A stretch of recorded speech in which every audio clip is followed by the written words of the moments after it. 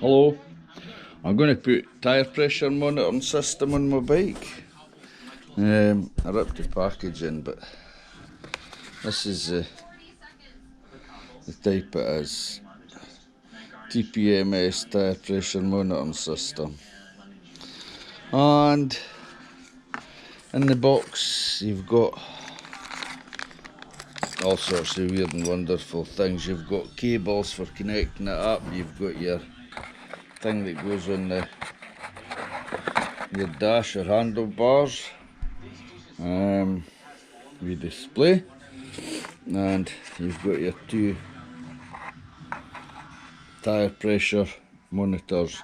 These have actually got batteries inside them, and they screw into the valve. Anyway, I'll show you how it does.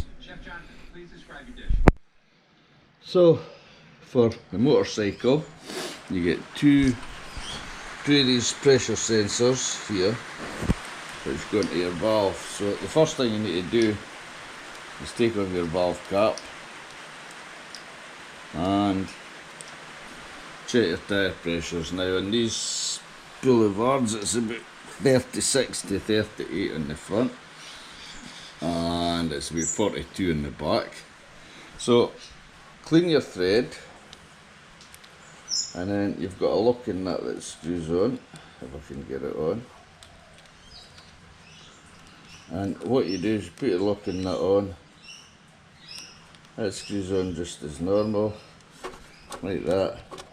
Screw it all the way up, as far up as you can, and then you take your first pressure monitor.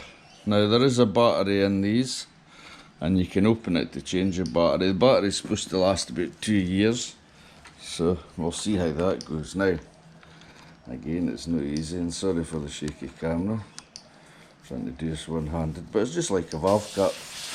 It screws on, but you can hear it, yeah. And then once that's on, you screw that locking nut down. And then once the locking nut's down, you get a spanner in the kit like this, and you just, easier that way, screw the nut down onto the valve. That's nice and tight, and that way it won't slacken itself. Anyway, I'm going to do the back one next. It's done just the same. Make sure your tyre pressure's up to what it should be. Clean the threads, and then put the back one on the same as the front.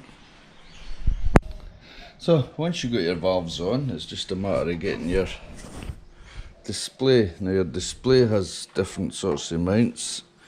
There's stick-on mounts, so you could stick it here on your tank, stick it anywhere you want. Or there's a Jubilee clip which goes onto your handlebars and through this mount here, so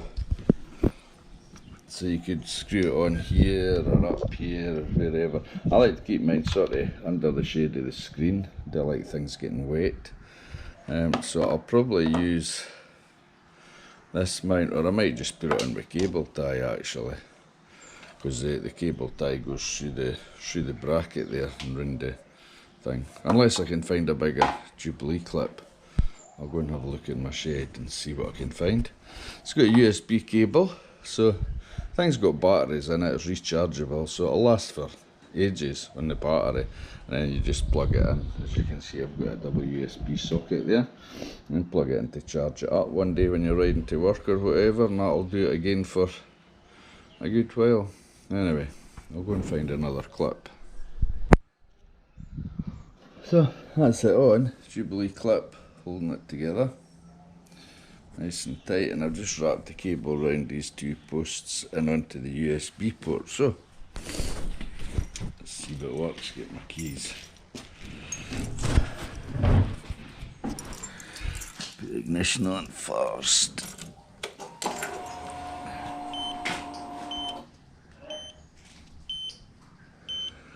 Now it's beeping.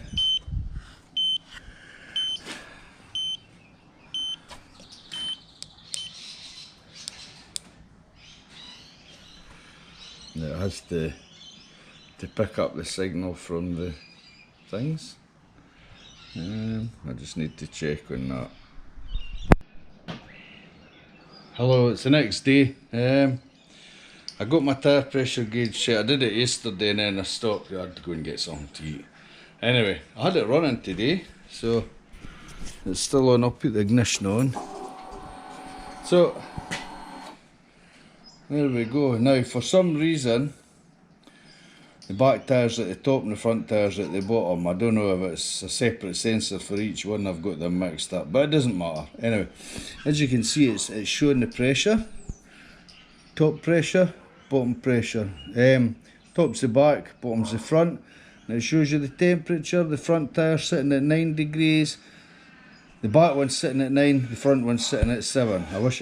I'll need to change these sensors over. Anyway, one of the most interesting things I found was I set my front at 36 and my top one at 42. The back one at 42, the front at 36. So when I got it this morning, jumped on the bike, that's the pressure that we're at. But as the temperature started to rise with the tyres heating up, the temperature started to go up. Then when I finished work tonight, this afternoon I should say, the pressures were down again to the normal, but as soon as I started riding, the temperature of the tyres went up and so did the pressure. So it gives you a really good idea of what your pressures are while you're running. And it just shows you as your tyres warm up, your pressure does rise. And then when you let it sit and cool down, it does go down. So yeah, and it saves a lot of hassle checking your tyre pressure all the time. And if one starts to drop suddenly, you know exactly what's wrong. Some of these gauges only tell you, you know, if it's going down quick, if you've got a puncture. But yeah, this one, as you can see, this one's good. It tells you, it gives you a total running of your tyres. But yeah, you can brighten or dim it as well. And there's dim, medium and full brightness. And yeah, you can see it through the day. It's better at night or early in the morning when it's dark, it's really bright. But you can see it through the day, so if you were riding along and you felt something funny, you know, you could look at that and tell if one of your tyres was going down. But yeah, I seem to be quite happy with that anyway. That'll do me. And that, and my new spot is on. That's what they look like. They're quite good. That's it on dip beam. The actual spotlights are set on a dip angle, so they're the same angle as the headlight, so they don't blind until you go right down, and then you can see the, yeah. So they're quite good. So I'm happy with that. So anyway, I just home for work, gave the bike a quick wash, as you can see. So it's a bit cleaner. I'll maybe need to do the bolt at some point. But yeah, much cleaner now. So anyway, that's enough from me. And I'll see you later. Bye bye.